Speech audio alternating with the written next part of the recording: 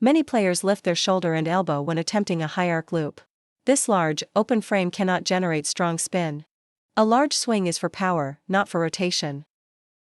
Alright, today's focus is on the heavy topspin loop.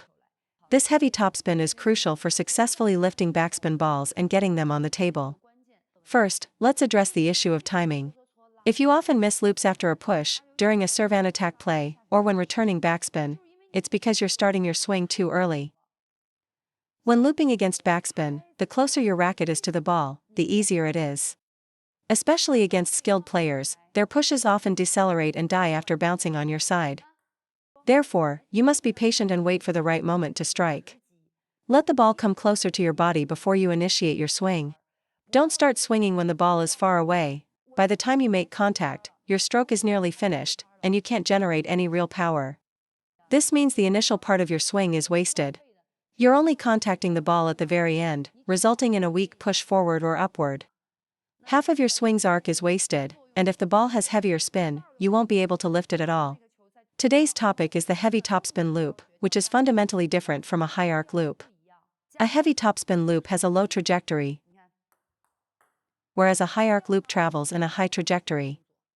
In the past, we taught the high arc loop, but a high ball is an open invitation for a counter loop. So we need to keep the ball low. That's why the high arc loop is rarely seen in the modern professional game. A pro will just smash it from both wings. However, amateur players often struggle to defend against high arc loops because they can't get their racket up in time. Additionally, they lack the necessary acceleration in their arm. So, for amateur players, if you can execute a heavy topspin loop, it's both consistent for you and difficult for your opponent. At the professional level, if our loop's arc is higher than one racket length over the net, we will be counter-looped. We simply can't risk that high trajectory. But for amateurs it's different. As long as you can lift the ball with spin, your opponent will likely misread it.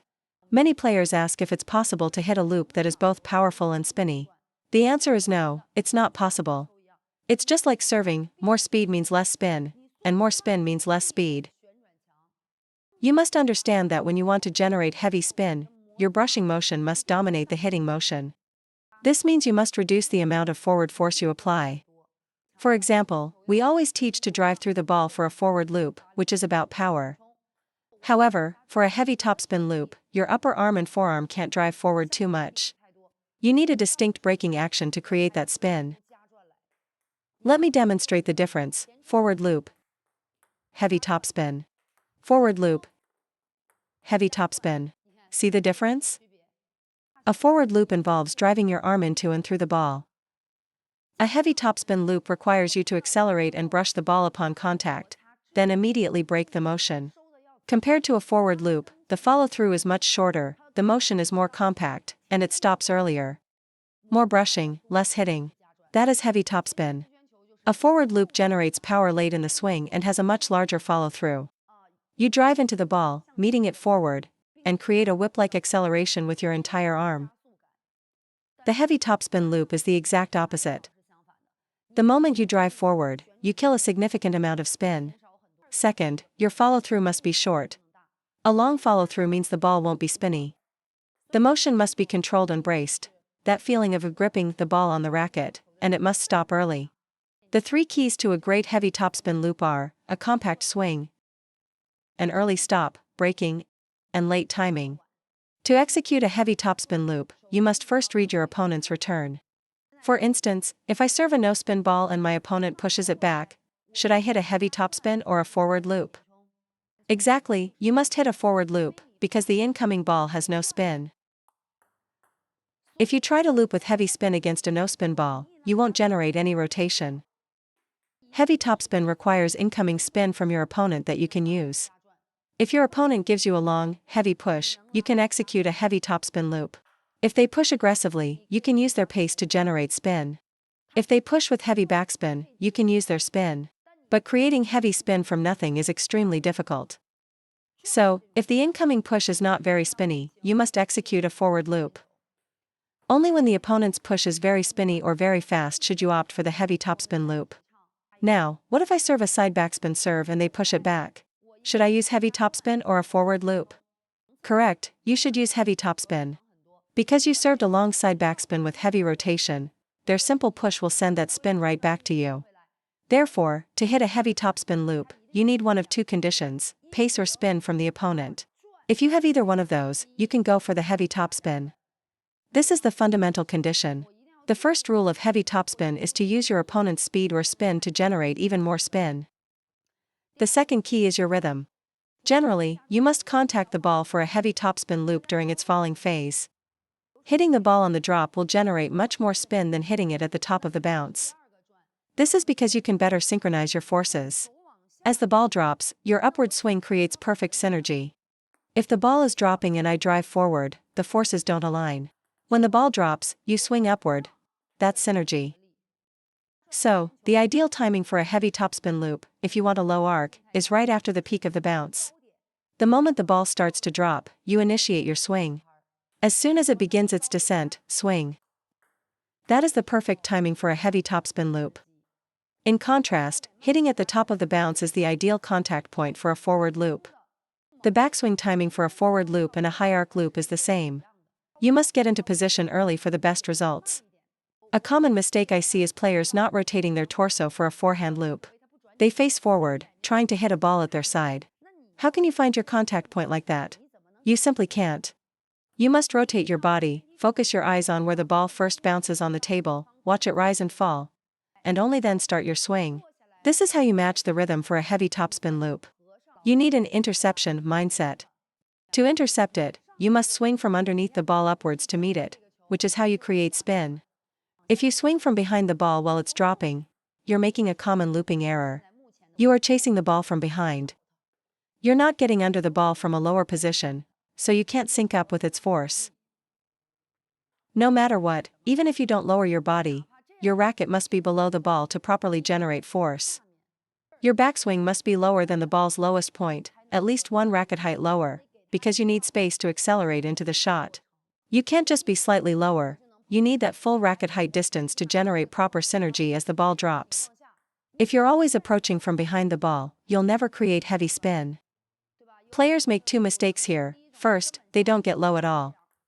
Second, they get low, but then lift their racket up at the top of the bounce. In both cases, it's hard to sync your power. You'd be better off using your power at the top of the bounce to negate the spin, which is far more consistent than hitting into a falling ball. It's like the hook serve I taught you. Why is it often not spinny? Because you're brushing horizontally. I use the ball's downward momentum to create spin, keeping the serve low and leveraging that synergy. Looping is the same. The lower your backswing and contact point, the more spin you'll generate compared to hitting it higher up. Why do pro coaches always tell you to lower your center of gravity in your hand? Because the amount of spin you can create by contacting a falling ball at table height is completely different from hitting it above the table. So, you must lower your contact point. This is a critical detail for the heavy topspin loop. So what is the essence of heavy spin?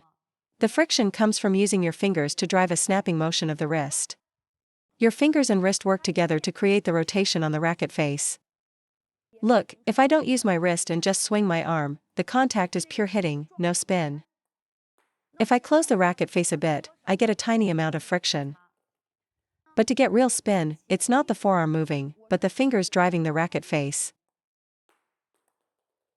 See? Now that ball is loaded with spin. The first swing using just the forearm produces a flat trajectory. The second, with friction, produces a parabolic arc, which is what adds spin. Many players struggle with friction because they think moving their forearm is creating spin. But the frequency of that motion is completely different from the snap generated by the fingers and wrist. Your forearm might take 0.5 seconds to move, but your fingers can snap in 0.2 seconds. The more concentrated the force at impact, the greater the friction. A slow motion results in a slow, weak spin. The spin from a fast snap versus a slow drag will be drastically different. No matter how tacky your rubber is, the ball is only on your racket for an instant. The key question is, in that incredibly brief moment, how do I make the ball stay on my racket longer? How do you do it? If I make contact on the lower half of the paddle and swing up, it flies off the racket instantly. But if I use the top half of my racket to brush the ball with a fast hand motion, the path the ball travels along the rubber becomes longer, preventing it from leaving instantly. So the answer is clear, I must use the top half of my racket face to contact the ball. And how do I do that? At the same contact height, if your wrist is flexed up, you'll hit with the bottom half. If your wrist is dropped down, you'll hit with the top half. So, before contact, you must maintain a downward wrist and forearm angle, instead of letting your wrist flip up the moment you hit the ball. If your wrist is flexed upwards, you'll always hit with the bottom half of the racket unless the ball is very high. So, you must keep that wrist and forearm posture angled down. This guarantees you contact the ball with the top part of your racket. Your wrist and forearm must not engage too early. You must wait until the moment of contact to initiate the snap. Often, you drop your arm for the backswing, but by the time you contact the ball, your forearm is already closing and your wrist is already snapping. You've completed the friction motion before even touching the ball. Before contact, your backswing is just about getting into position vertically and horizontally. You can't preload the wrist snap and then just push the ball. You must find the ball, and only at the point of contact do you initiate the snap. You can't swing forward with your wrist already flexed up. You'll have no time left to create friction. You've already used up your friction. Even for a short ball, you should get to the ball first, and only activate your wrist at impact. Second, how do you make the power concentrated? Is it a smooth, even rotation, or is it a sudden, sharp motion like hitting the brakes? Think of a car braking hard. The tires screech. That's when friction is at its maximum. So how do you concentrate that power? Through your wrist and fingers, and your fingers are the fastest part. If the racket weighed 10 pounds, I'd understand if you couldn't spin it. But it's only a few ounces. The faster the racket face rotates at impact, the more spin you generate. So why aren't you using your fingers to drive it? They are the fastest tool you have. Using your forearm is like driving a truck. Using your wrist is like a car. But using your fingers? That's a sports car. The reason your spin isn't as heavy as others is because you're using the wrong body part. You're initiating with your wrist or forearm, not your fingers. For example, if I brush the ball from 5 o'clock to 2 o'clock, doing it quickly will always generate more spin than doing it slowly. That is the entire reason why I'm telling you to use your fingers. And finger-based power has a natural advantage, it's self-braking. If you use your wrist, you tend to overswing. But your fingers have a limited range of motion. After the snap, they naturally stop, creating the braking effect for you.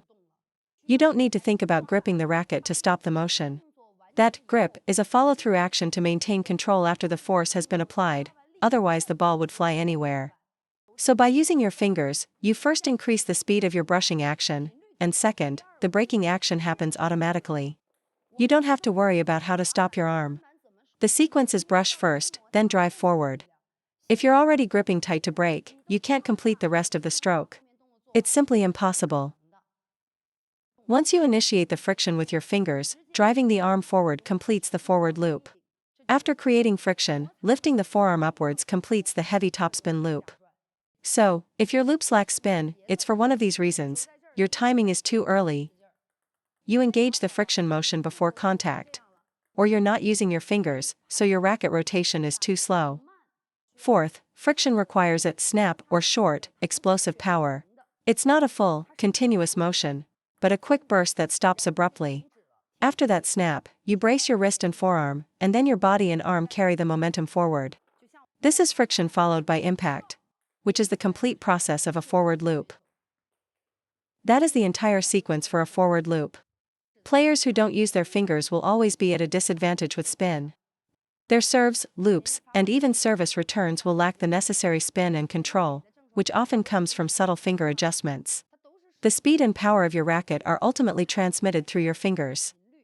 Your body only plays a major role in power shots. For techniques like pushes and flicks, body rotation and hip drive are not involved. Therefore, for any technique involving friction, you must recognize the importance of your fingers. Make this a key point in your training. If you can master this while others can't, you will become a master of spin at the amateur level. So what do you do after the finger-driven friction? The difference is this: after the snap, bracing your wrist and forearm and adding forward power creates a forward loop. After the snap, using your forearm to lift the ball upwards creates a heavy topspin loop. Many players lift their shoulder and elbow when attempting a high arc loop. This large, open frame cannot generate strong spin. A large swing is for power, not for rotation. So, true heavy topspin comes after the friction. Your forearm gives a sharp upward thrust, a yanking sensation. This is the same yanking force we use when teaching the side topspin serve. When we loop with heavy spin, it's the same idea. It's a lift with the forearm, like lifting a 100-pound weight. That's the feeling. Remember, you don't execute a heavy topspin loop up by your head. The motion is very compact, about 2/3 the size of a normal loop. After creating spin, you yank upwards with the forearm. That feeling is the essence of the heavy topspin loop.